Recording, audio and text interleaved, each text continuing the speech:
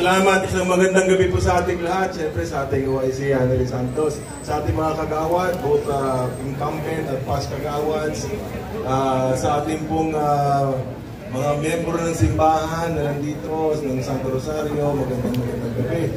Sa homeowners po na nandito ngayon, sa ating ibang mga sectoral officers, representatives, at siyempre sa empleyado ng ating barangay Rosario, magandang gabi sa inyo lahat.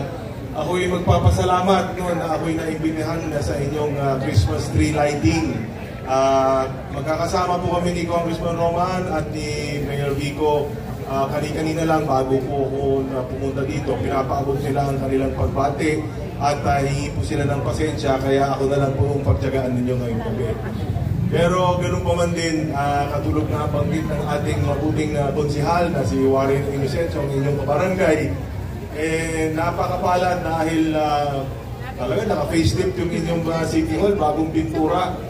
So, salamat engineer sa inyong tulong, talagang napakaganda na itsura. At syempre, sa inyong Christmas tree. Alam nyo, linggo-linggo po, ang dami ko pong napupuntahang Christmas tree lighting, no? Mula sa loob ng mall, sa loob po ng mga hotel, sa loob po ng iba't ibang mga lugar. Pero ito walang bola. Sa tingin ko, ito na ang pinakamagandang Christmas tree sa Pasig.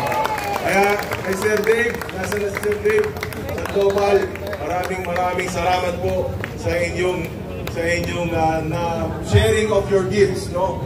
Alam niyo, ang Christmas tree lighting, kaya po yan ay binibigyan ng konting halaga at importansya dahil nagbibigay ng liwanag yan, di ba, sa medyo lugar na medyo madilim. Kaya ang Christmas tree ay ating binibigyan ng konting importansya. So sana itong simbolo ng bibigay ng pag-asa sa atin ay maging masaya ang inyong Pasko, mas masaya ang 2026.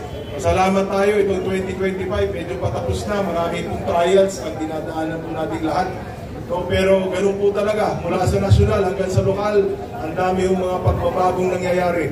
Ang importante, yung pagbabagong na itutulak at sinusulong natin dito sa lungsod ng Pasig ay para sa isang bagay lamang, para sa ikabubuti ng bawat mamamayan. Muli po, dito po sa ating lungsod, under the leadership of Mayor Vico Soto, isa lang po tinitignan po natin dito, tinitimbang. Dapat po tayo lahat sumunod sa batas. At ang nakikinabang dapat sa pondo o pera ng taong bayan ay ang mamamayan mismo. Ganun lang po kasimple. Kaya natin ipakita sa buong Pilipinas na iba tayo dito sa Pasig. At alam namin nagkakaisa tayo sa pangarap na yan. At hindi na po ako magpapatagal. Siguro, umpisa na natin yung ating lighting.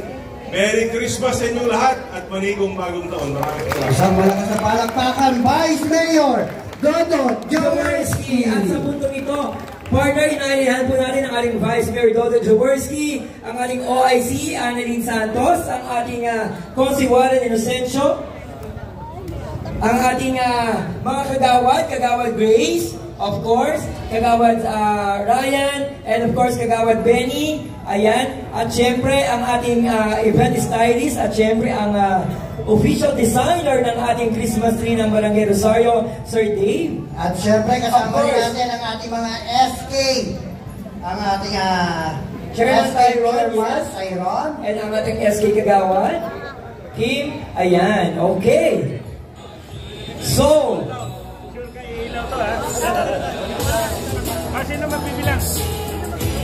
okay, at syempre ngayon tayo ay nagsama-sama, mga kabarangay, at nagkakaisa sama-sama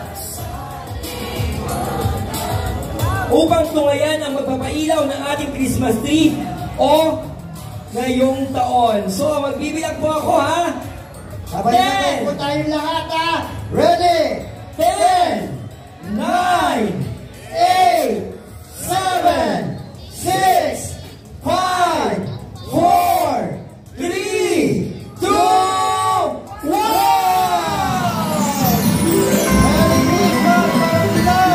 Rosario!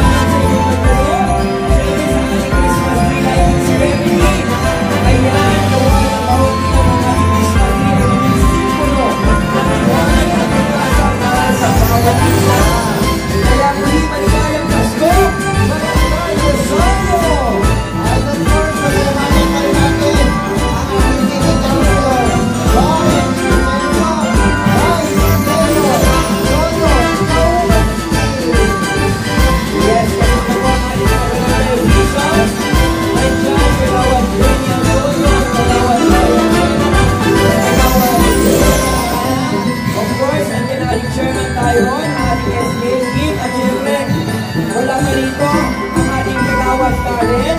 Ayan, kasama